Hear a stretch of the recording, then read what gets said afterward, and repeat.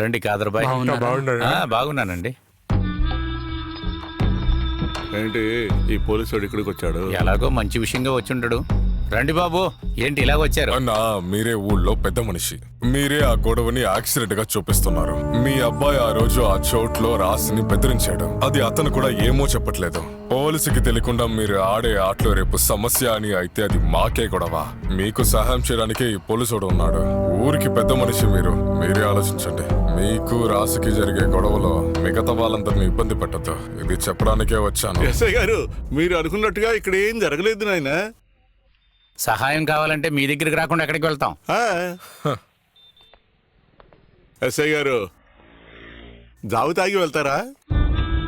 వద్దా? బాగుంటుంది. కాదరు, త్వరగా ఇంటి ఏయ్, బండి తీరా. అలడే బాయ్.